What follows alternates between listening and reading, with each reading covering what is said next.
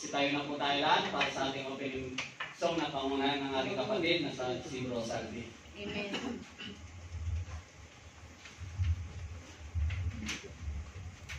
Praise God. Hallelujah.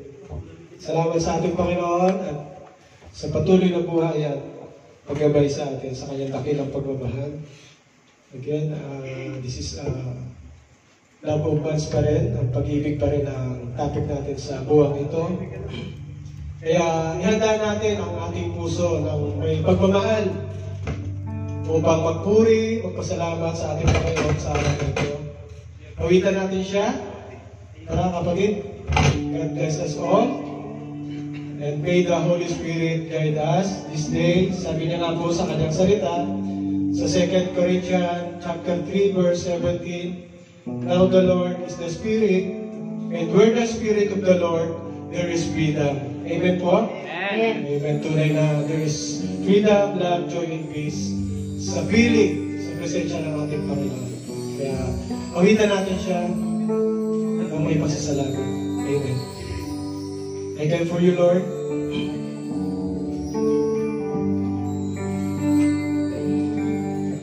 Only take is one moment, just a touch from you. Put aside all distraction, 'cause I came for you. I came for you. I need you, Lord. I need you more than ever. Nothing else satisfies. Else satisfies. Oh, my life I surrender, 'cause I came for you. I came for you. I came for you. I came for you. Holy Spirit, you are welcome. Come and move upon this place. We desire an encounter once again.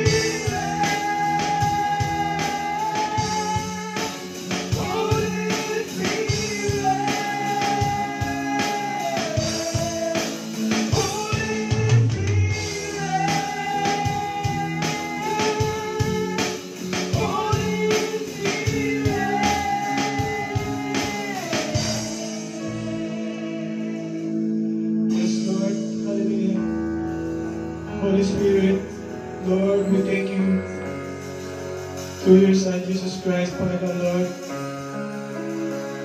Sa'yo namin tinataas ang araw na ito, Panginoon. Yes, hallelujah, Father God. Lord, salamat po sa patuloy, Panginoon. Kami ay lalapit, Panginoon. Lord, kami po, Panginoon, ay humingi, Panginoon, ng tawad, Father God, sa mga pagkakamali, Panginoon, sa mga isip, sa sita, sa gawa, Panginoon, na aming nagawa sa libo naman, Panginoon, na nagdaan sa aming buhay, Father God. Lord, saliksikin po, Panginoon, ang aming puso't isipan, Father God.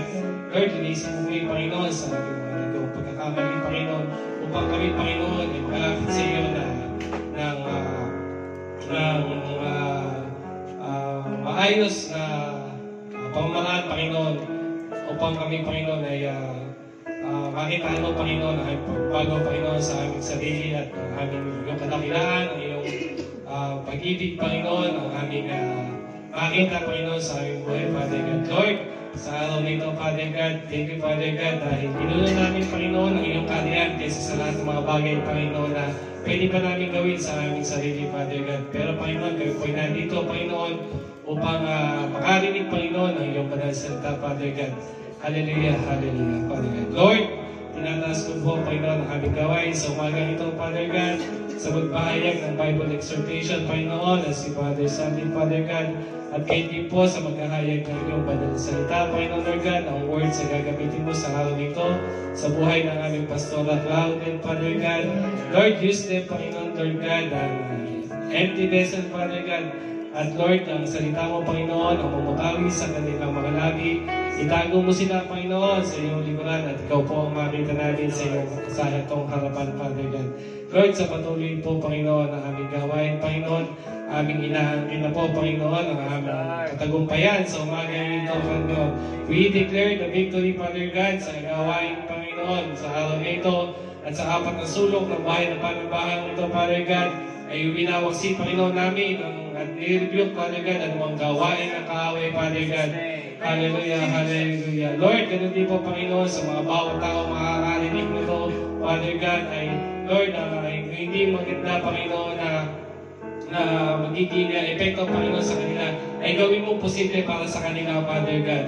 Sa lahat po ng aming mga kapitbahay, Panginoon, ay ikaw po, Panginoon, ang mag-guide sa kanila. At wala po kaming maistorbo, Panginoon, sa araw na ito, Father God.